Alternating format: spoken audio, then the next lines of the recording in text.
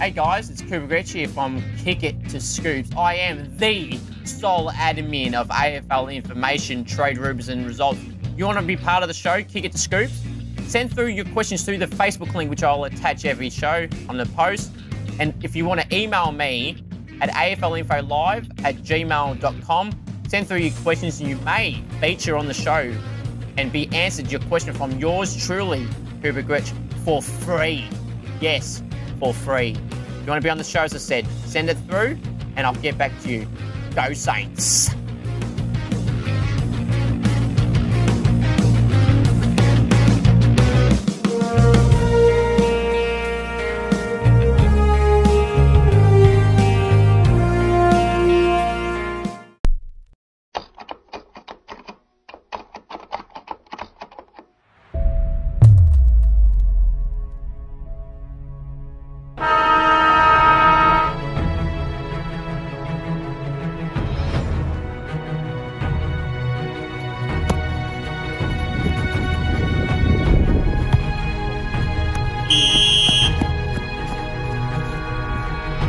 Too easy this is.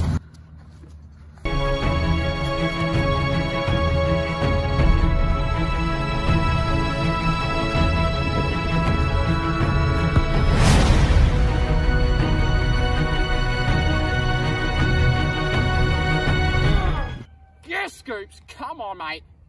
Keep going.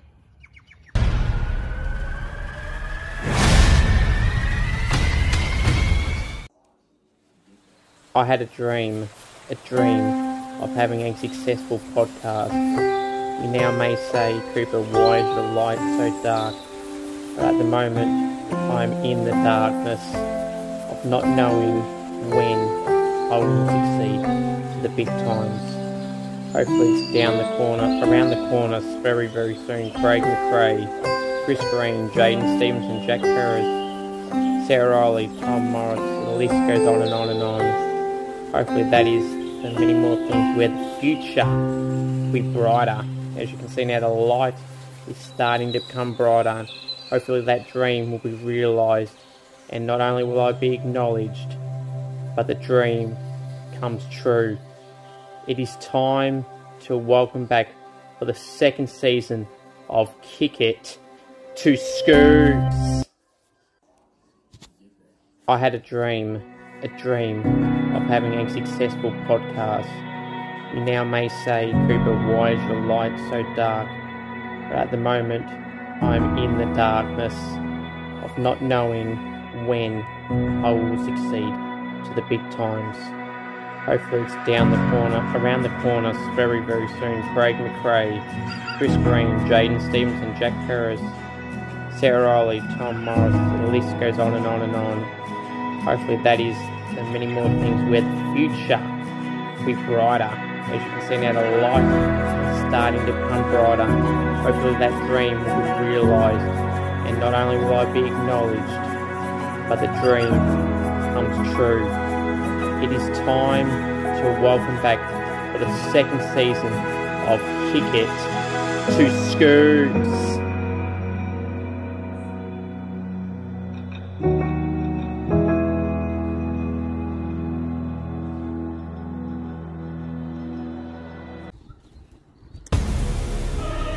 On the way to the arena, it is none other than Scoops. It's Scoops. It is Scoops. We're going out here. We're charging in. See? Leaving we're going down the race. It's time. You can see down there. Time to go out to the middle. Huh? How many runs today? 12, nothing. All it matters is you're going to hit it with Scoops. That's exactly what you're going to do. And you are all going to acknowledge me, the one. You're going to acknowledge me, the one. I am your celebrity. I am the head of the table. I am king of fruit. I am Scoops. And you are going to enjoy everything here on Kick It to Scoops. Hello everyone and welcome to Kick It to Scoops. I'm your host Cooper Gretch, the sole admin of AFL information, trade rumours and results. We're back for another episode of Kick It to Scoops, and it's a very, very big show for you guys today. So this is what we're going to go through. We've got the world famous segment, Scoops Goes Bang, which is always going to be on yet again in season 2022. The banging on topics may not be so big at the moment, but they will be getting bigger once the season officially begins. I'm going to mention too, my vote count, my cricket vote count vlog, which I'll get to that in detail very soon. A review the pre-season matches. There is a game on tonight though between the Gold Coast Suns and Geelong at Metricon Stadium, 7:40 Victorian time. I will preview that game and review the games gone so far later in the show. Some Supercoach talk, my season ladder predictions, which I'm sure you all want to hear, my top 18 ladder predictions, so you're going to hear that, guys, throughout the show today, and some news which I'll go through in terms mainly through injuries. So let's start off the show with this. You want me on Cameo, head to cameo.com/CooperG, and merch. There's plenty of merch out there. There is some other merch in the works. I don't know how far into progression that is, but it's in the conversational side of things, so hopefully I have some other merch out in the not too distant future. And I said cameo.com/CooperG. If you ever want to send any questions in for the podcast, send them to aflinfolive@gmail.com or message me through AFL Info Live on Instagram, on the Facebook page, AFL Information, Trade Rumours and Results. I just want to give a quick shout out. Now, if you guys do remember Ben from Fan Cam, the very first edition of the Fan Cam, him and his mate Niall are on the show, both from South Australia. One's a Crows fan and one's a Port fan. Well, Ben, I hear you got COVID from Niall, so I wish you all the best, mate, in that recovery. Hopefully you're good in a few weeks, mate. So all the best, and thanks for tuning in as always. Now, well, let's move on to the world famous segment, Scoops Goes Bang. Yes, I had my own sound effect in. Well, this is kind of a tease about my cricket vote count. And as I told you, I'm light on for topics to bang on about at the moment. So it's something you can't control, but I'm going to bang on about it. And that is the weather. Yes, the weather. On Saturday now, in reference to my cricket, it was canned. It was a report to ground scenario, but in the ground area I was playing at, the weather was scratchy. It did not rain. We start our games at 1 o'clock. It did not rain from 12 o'clock onwards, which you would have seen in my weekly game day cricket video. If you didn't see that, it's on the YouTube channel and on the Facebook page and Instagram as well. So, yeah, it's disappointing. It is what it is. It was the last game. We hadn't won a game all year, which is to no surprise. But now, I'm not going to give a full tease of this clip about what you're going to see tomorrow night at 7 p.m. on the YouTube channel, my vlog, Scoops Cricket Vote Count, to see if I won or not. But that did, I can tell you this much, it did cost me the batting award by 1.5 per average is this. 1.5. So I did the mathematics. If the guy that were in, or the two guys that ahead of me made ducks, all I had to do was make 14 not out. And that was not unrealistic at all. And fair to say, yours truly is very, very pissed off about it, considering grounds in places not too far from where I was meant to play were playing, like in places about 15 minutes away, 10 minutes away, 25 minutes away. We're all playing. Well, not all, but, a decent amount of games were playing. But it's very disappointing. And yours truly was screwed by the weather. That part of that conversation will also be in the vlog, which you'll hear tomorrow night at 7 p.m. If you didn't hear already, right here on the YouTube channel. So keep an eye out for that. It's a back-to-back episodes, 2 days in a row. So hopefully you guys enjoy that. Yeah, so that is the one and only edition of Scoops Goes Bang.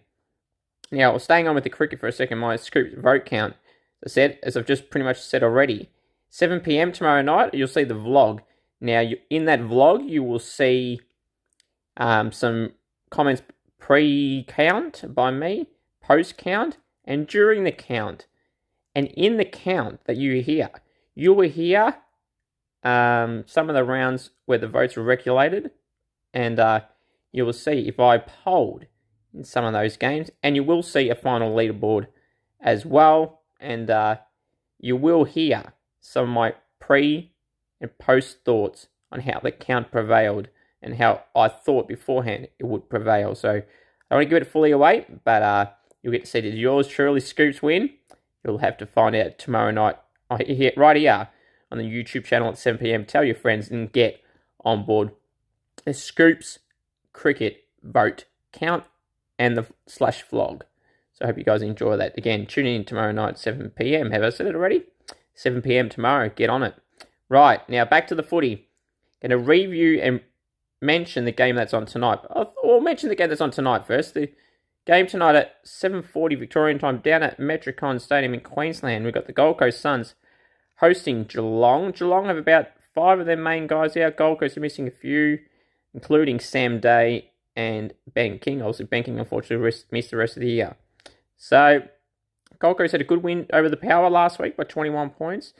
They can beat the Power, they can beat Geelong. And Geelong having a few out and playing at home for the Suns. I think the Suns will prevail with the victory there. I really do. I like what they're doing, and you'll see my ladder predictions later in the show. And tell you what, if Ben King didn't get injured, could have been the first year they made the finals. But you'll have to wait and see. I'm going to tease you again. When I go through the ladder predictions, you'll see where I have the Suns and every other side ranked. But yeah, in this game alone, I am going to go for the Gold Coast Suns. Now, let's review the games gone from Thursday night all the way till last night on Sunday night. The first game of the official Amy Community Series matches was between Carlton and Melbourne. Well, Carlton on Thursday night at Marvel, 98 defeated Melbourne, 93. Now, Carlton, to their credit, had a good lead throughout the whole game, but in typical Carlton fashion, they give up a big lead, and sometimes they cough it up and lose the game, and they almost did it again. But to their credit, they had no Doherty, who played in the VFL, had 38 possessions or so, come back from an injury as well. You had no Walsh, no Wiedering, no Charlie Curnow, so this was a great win in the end for Carlton. Now, people are going to keep saying to me, oh, Cooper, it's pre-season, and they do that in the real one. Well, Melbourne pretty much had no one out. Carlton had 4 or so out. And they had a big lead on Melbourne for 3 quarters, and they still won. And they were never not in contention, clearly, to win this game. So, credit to them. They'll be up and about with that win, no doubt. Winning momentum, heading into round 1 against Richmond then in a week and a half time. Not too long to go. Carlton play Richmond on not this Thursday, but the following Thursday night. Now, the game also at Marvel, similar trend this game. The Brisbane Lions defeated the Bulldogs 86-80 by 6 points. Yeah, Brisbane, similar to Carlton, they had a big lead for the majority of the game. Not as big as what Carlton did. You know, they were at least 3 to 4 goals up the whole way through. And then Bulldogs came, I think they equaled at one point late in the third or early in the fourth. And, yeah, good win in the end by the Brisbane Lions there. The next game on Saturday in Tasmania, the charity match, the Hawks and the Tigers. Surprisingly, Richmond won by 25 points, and they had a big lead also throughout the majority of this game. So 25-point victory to Richmond over Hawthorn, who'll be disappointed. And you'll see where I rank both these sides in my ladder predictions. Also, the Crows and the Power Year 4. Port Adelaide 111 defeated the Crows 74. Port Adelaide by 37 points as expected. Port were too good, and they shined against the Crows, their arch rivals. Now, the Saints and the Bombers. Oh, Maxi King kicked a late goal to win the game for the Saints. The Saints were in control throughout pretty much the whole game. Essendon got close, but not close enough. Maxi King kicked a late goal. And, yeah, it's a great 11-point win for the Saints. They're going to mention Jack Billings and Hunter Clark later on in the show in the news topic. But, fortunately, they'll both be missing round 1 for the Saints. And Jake Stringer is touch and go for round 1. Good job for the Saints. Again, people are going to say, oh, it's only a pre-season game. Winning momentum is good momentum. You don't want losing momentum heading into round 1. Yes, if you win or loss, it doesn't matter. But I'd rather win than lose. Right? But apparently the loss against Carlton mattered last week, according to some of you trolls. So that means the win count. You can't say it doesn't matter if you win, but it does if you lose. Hypocritical. And bad luck. Good win by the Saints in the end. And on Sunday, we had the Giants. 100 defeated the Pies 59 by 41 points. Yeah, pretty convincing. Craig McRae, the new coach of the Pies, will be disappointed with that. But it'll be developing, I'm sure, for the Pies again. The Swans at Giants Stadium also, as was the GWS game. Swans 82 over North Melbourne 51 by 31 points. Yeah, I mean, as expected, Swans were too good. North were never really in it. No one draft pick Jason Horne-Francis kicked 2 on, well, not debut, but in an official practice match. And the Dockers, they gave the Eagles the old heave-ho, 79 to 66, 3 by 13. They beat them by 96, 97 points last week. And they didn't beat them by as much this time. And they had a few better players come back in with everyone bar 5 of their main side was playing. So, yeah, they wouldn't be overly confident. You're seeing Justin Longmuir, the coach of the Dockers, wasn't too happy with this, but he said he'd rather have wins like this than beating sides by 97 points. And he would be referring to how the team, got to grind it in instead of just being complacent. So I understood what Justin Longmuir, not John Longmire, that's a Swans coach. Longmuir, Dockers, Longmire, Swans. So Dockers weren't too pleased with how they performed, but nonetheless, it was a good win for the Freo Dockers, who gave their arch rivals the old heave-ho. Now, we can go through some news topics. Rory Laird, the Crows superstar, unfortunately broke his hand. He'll miss 4 to 6 weeks, so he'll miss probably 5 weeks of the home and away season, so that's a big loss for the Crows. Rory Laird transitioned from the half-back line to a great midfield for them. They get Matt Crouch back, but still, you'd rather have Rory Laird in that side with Matt Crouch and co. 2 injuries for the Saints on the game against Essendon. Hunter Clark got hit in the shoulder by Darcy Parish. Unfortunately, he'll be out for 6 weeks with a shoulder injury. Hunter Clark, again, a big loss. He's a good young player playing off half-back and pushed through the middle as well. And likewise for Jack Billings, unfortunately done his hamstring late in the third quarter and will miss a month with that, unfortunately. The Saints will be out without 2 of their best 22 players, along with potentially Dan Hanbury and Paddy Ryder, and Zach Jones, who unfortunately is out with mental health reasons. So, not a great last week on the injury front, and players they're losing for round 1 for the Saints, and Paddy Ryder is no guarantee as well. So, that's the news. Now, let's go through my Supercoach talk.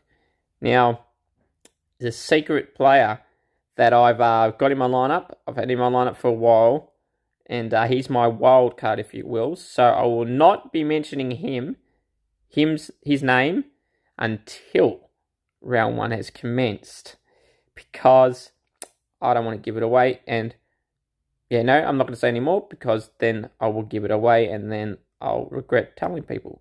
But some other talk that I will mention, in terms of the rookies mainly, the premios you can kind of pick for yourself and can't really go wrong there. Probably the only question is the question every year, do you go with Gawn and Grundy as your main 2 rucks? Do you go with Nat Nui? Do you go with Rowan Marshall? Do you go with Tom Hickey? Do you go with anyone else like that? Nick Nat Nui? It's an or Sean Darcy. It's a very interesting one, but I may go with the Gawn and Grundy combination in the end when all is said and done. So the rookies, you got Jack Hayes, Nick Martin, Hugh Dixon for the bench mainly. You got Josh Shelley, Nick Dacos, Charlie Dean, even though he'll be out for the first few games of the season, maybe first 4. They're the type of rookies you should be looking at. Jason Horne-Francis, I'm not sold on for Supercoach. I'm really not. He's not really a high possession getter. Elijah Hollins from the Gold Coast is not playing tonight, who could be someone you could consider if he was picked in the round 1 side. There's a lot of rookie options to pick. Pretty much all the preseason supplementary players you could look at. So if you want any Supercoach questions, as I said last week, send your questions through, and I will answer them. Now it is time, the time you've all been waiting for. My 2022 ladder predictions. And a few additional questions I've got here. I'm spoiling you all. I'm going to mention my Premier, my Wooden Spooner, Brownlow, Rising Star, Surprise All-Australian, and Coleman Medal winner. So I'm actually going to go through, well, Premier Wooden Spoon, those questions will be answered after I go through my ladder. But right now I'm going to go through my Brownlow, Rising Star, Surprise All-Australian, and Coleman Medal winner. I think you may know all, it's no surprise who I think may win the Brownlow, and that is the man of steel from the Saints, polled well the last 2 years, and that is Jack Steele, the Saints captain. I think he was up there last few years. Why not again? The Saints will be around the 8, hopefully, touch wood. So, yep, Steely, the man of steel, is my Brownlow medalist prediction. Season 2022, Rising Star. I almost said his name then. I've debated between 2 players, and that is Josh Rochelle from the Crows and Nick Dacos from the Pies. I'm going Nick Dacos. I mean, he'll play every week as with Rochelle, but normally the Victorian guys, or the Victorian club players, get more recognised. So I'm going to go for Nick Dacos, and I mean, he got 31 on the weekend, so he'll going to be a great player for the Pies, along with his brother Josh. So, yeah, Nick Dacos is my Rising Star prediction. My surprise All-Australian is Pat Lipinski from the Collingwood Footy Club, coming from the Western Bulldogs. In doubt for round 1, people will say, Cooper, this is a real surprise and an unrealistic probably choice. Well, you heard of surprise All-Australian. That means you don't choose anyone obvious. So I did originally have Jade Gresham, but I thought that wouldn't really be a surprise. So I've gone Pat Lipinski, who came from the Bulldogs. Was harshly done by when he played for the Bulldogs in the rare games he did. He was getting some possessions, around 20 possessions, so he wasn't playing permanent mid. So Pat Lipinski, I'm going as the surprise Australian. And the Coleman Medal winner, again, could you go the obvious ones? Could you go Tom Hawkins? Could you go Tom Lynch? Jack Rewald, Josh Kennedy from the Eagles, Buddy Franklin, Charlie Dixon. I've got none of them. I'm going for the man they call Wings, Maxi King from the Saints. If he can stay injury-free, he kicked some big bags late in the year, kicked 6 against the Eagles in Perth on Jeremy McGovern and Tom Barras. Kicked 5, I think, in some games late as well.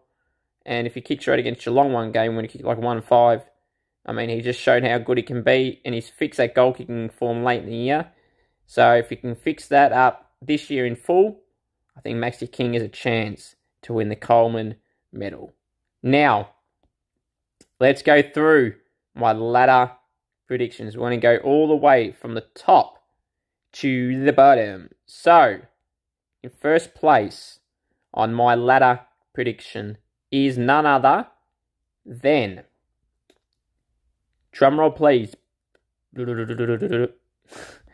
is the Brisbane Lions.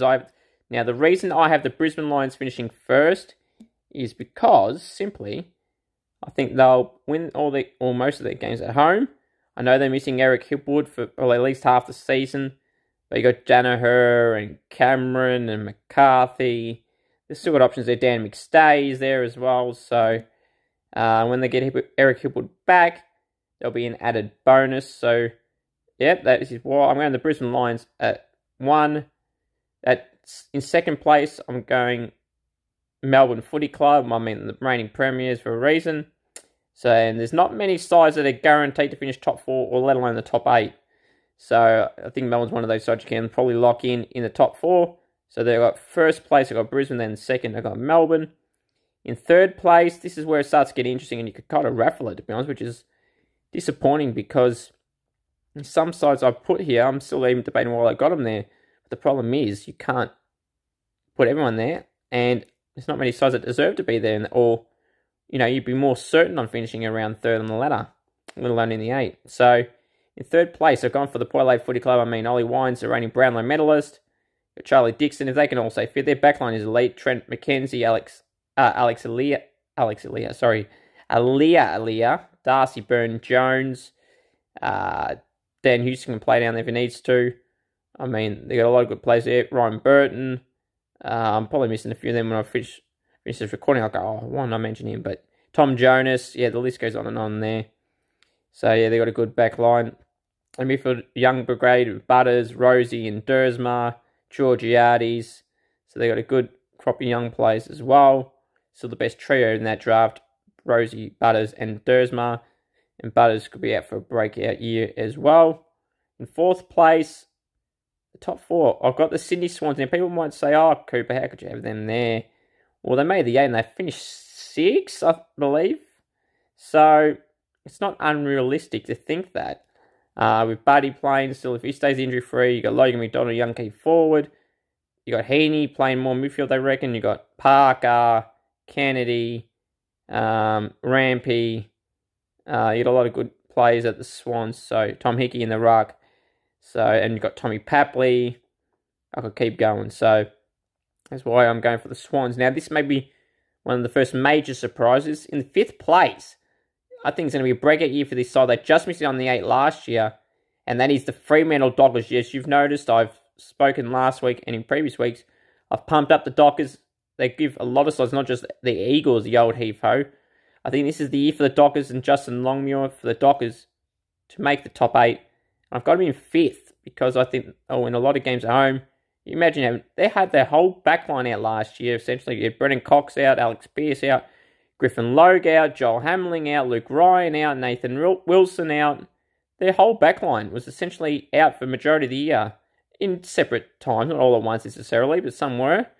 I mean, I think this is the year for the Dockers. If they can stay injury-free, Fife, Walters, Mundy, Sarong, Brayshaw, Darcy, Tabernar, Griffin Logue, Alex Pearce, Luke Ryan. I think this is the year for the Dockers to make the 8 and make a big statement in the final series as well. So the Dockers, see if they can live up to that. So the Dockers I have in 5th.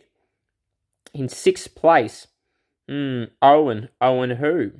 Owen the Saints. Yes, I've got the Saints in 6th position now. I know a lot of you people are going to scoff at this move, but just remember one thing. This is my prediction. Before you want to blast mine, how about you make your own list before and let us and myself criticise your opinions. Don't like it, don't care. That is my thoughts. I think the Saints will finish 6th. As again, like with Freo, I think if you can have injury-free with Paddy Ryder, Rowan Marshall, the 2 best ruck duo combination in the competition. Better as a combination than Gawn and Jackson. I know the geeks got into me last week about that, but again, my opinion, don't like it, bugger off, scroll past. But yeah, I think if you can stay injury-free, you can have a King and Membry and Higgins and Butler and Cooper Sharman, Maxi King and Carroll up forward. Then if the backline stays here with Dougal Howard, Tommy Highmore, Cal Wilkie, Jack Sinclair, Brad Hill, and then hopefully Billings is back and Gresh hopefully plays out the whole year. Steely stays fine, Brett Crouch, Dan Hanbury hopefully can come back through injuries. I think we'll be alright, and if we can stay injury-free, I say the 6th spot is the spot where I think the Saints will finish. Now, the 7th place, I've got GWS. Toby Green being out for the first 5 to 6 weeks won't help. It's partly why I got him a tad lower than I probably would have. You got Brent Daniels out, so the small forward is a bit questionable. Bobby Hill, I know, had a good game on the weekend, kicking 3, but I don't know. And you got a lot of pressure will be put on Hogan to stay fit. Himmelberg, Jake Riccardi might play there as well. So, yeah, I still think they make the 8. I think they'll win well. Josh Kelly had a great game on the weekend, having 41. Yeah, Dick Haynes, Phil Davis, Lockie Keefe. They've got a good crop of players as well still. So I still think they'll make the 8. And in 7th place, hey, they may go higher. But I got them 7th, so we'll see how the Giants go. And they could even go as high as top 4. As I told you, I'm not so sold still on from Sydney down who gets the 4th spot. But that is what I've got with right here and right now. And in 8th place, I've got other grand finalists, the Western Bulls. Now, people are going to say, oh, Cooper, they made the granny last year. How could you have them just scraping in the 8? Well, plain and simple, no Josh Bruce. It was a key part in the year. Was winning the Coleman last year when he got injured late in the year. They only made the grand final and the finals because of players like him. Now, Sam Darcy, the young key forward, won't play. Aaron Norton is going to heavily be relied on up forward. Their key position at both ends is deplorable, especially with Brucey out injured as well. So, a lot of pressure we put on Aaron Norton. Their key defenders outside of Alex Keith is absolutely disgraceful. Zane Cordy and Ryan Gardner are 2 VFL players being forced to play on the AFL side. And Josh Shackey, who did have some impressive games there, you can't really rely on regularly to do that 22 rounds of the year because you got to buy. Remember that. Yes, their midfield's great with McRae and Dunkley and Treloar, etc. But can't just rely on one position to win it for you. I still think they'll make the 8, though, with those names I just listed off there in the good side of things. Now, in the 9th place, I did think about putting him in the 8. It's Carlton. If they're going to make it any time, it is now. They got one bogey they've got to get through, and that's been Richmond in round 1, which I think they will. But I'll preview them round 1 games next week. But yeah, I think Carlton will finish 9th with Chera coming in. George Short have both performed well in the preseason pracky matches, unofficial and official, in community series. Yeah, I think it's time for Carlton. Kerno coming back from injury. Hopefully Wadering stays fit. Walsh will be back after a month, missing the first 4 weeks or so of the season, which is a big blow. But Chera has essentially replaced Walsh for at least the first 4 rounds. If they can stay free up forward, Kerno and Mackay, they're 2 key pillars up forward. Wadering up down in the back line. Doherty hopefully can go back there, the former skipper. Got Cripps, kicked 4 and 30 against Melbourne, which is a great performance. So, yeah, I think this could be Carlton's year to be hanging around the 8 in a more serious tone and could even make it. But right now, I have them in 9th because I said before, you can't fit 9 into 8. Duh, right? Yeah. Now, in 10th, I've got Geelong. I think this is the year you see Geelong start to fall off and you might see them bring their down to HBA. They'll start dropping off, getting frustrated like they always do. They got complacency with Scott. They don't like him there, and he's going to stay, so you're going to have to live with that. I mean, you're the aging, older players in Selwood and Dangerfield dropping off. Going to have to rely more on Mitch Duncan and Sam Menegola. And their young players. Oh, that's right, they don't play any young players, do they? You have to be 30 plus normally. John Segler hasn't been injured the preseason matches, so he's no guarantee for round 1. So it's going to be a lot of question marks for them. I really do see them missing. Yes, they've still got Hawkins and Cameron up forward. Brought in Tyson Stengel. But even Stengel is only really a backup play, which they'll play. So they're going to heavily rely on Hawkins and Cameron. And Hawkins, Cameron, and Tom Stewart in the back line. So, yeah, I see this is the decline for Geelong, and bad luck for them. In the 11th place, I've got Essendon.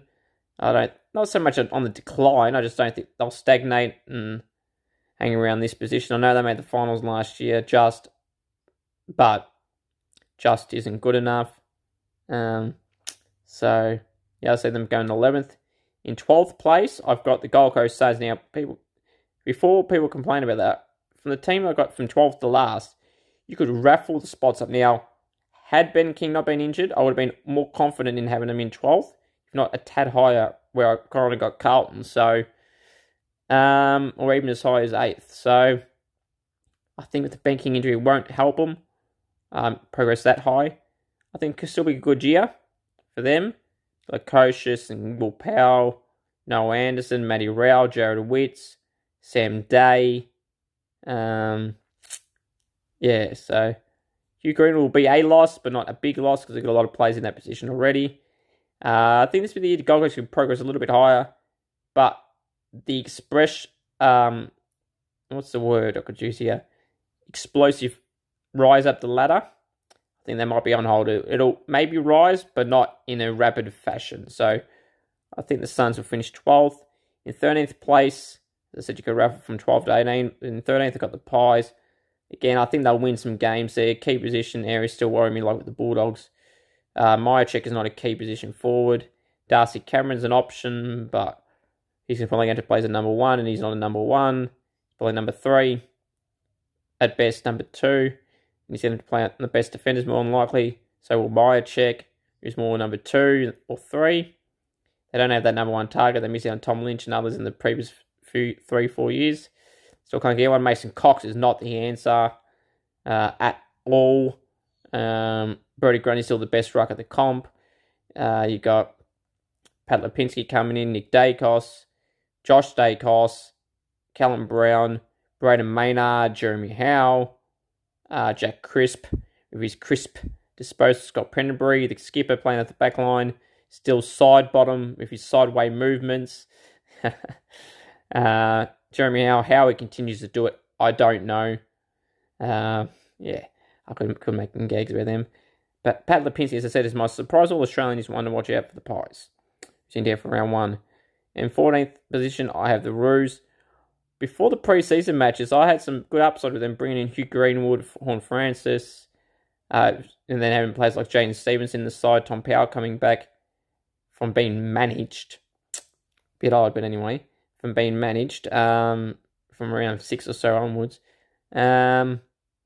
But anyway, it's good he's back this year, so good to see for Powley. Yeah. So, an issue on Josh Walker, who got his teeth knocked out, wish him all the best. He should be in for round 1 though. I was not convinced of how they performed against Sydney and Melbourne in the previous 2 weeks. Again, people say, it's only pre-season matches. North had pretty much their full-strength side, so I'll be worried a little bit, North Melbourne, on their progression. Like Gold Coast for only injury reasons, but North more form. So their rise up the ladder may get them out of the bottom 4, but not much higher than that, so I've got them in 14th. In 15th, now this is where people are going to go, oh my God, how could you do this? You haven't even mentioned them higher. They could make the 8. No, they won't. And that's 15th place. I got Richmond. I think they're on the decline like Geelong, but they'll be on a rapid decline. Geelong will be on the decline. Richmond will be on the rapid decline.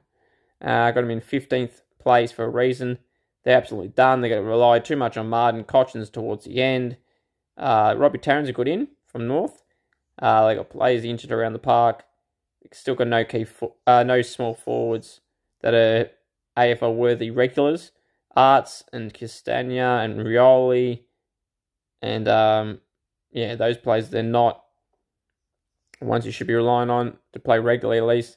It's going to be in 15th. In 16th place, got the Hawks, pretty obvious.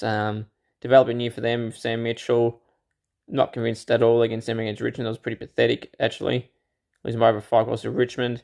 We'll finish around the same position on the ladder as them. Pretty self-explanatory there. Max Lynch will be good in the ruck. It looks like they're favouring Ned Reeves at the moment in that position, which I would favour Max Lynch for sure. In 70th position, I'm pretty sure during the trade period they said he would be their number 1 ruck. Shows how much it takes in 2 months to lie. 70th position, I got the Crows, pretty much self-explanatory like Hawthorn. More of a developmental year. I got a few guys telling me, the Crows fans, that how could you have them this low? Pretty obvious, isn't it?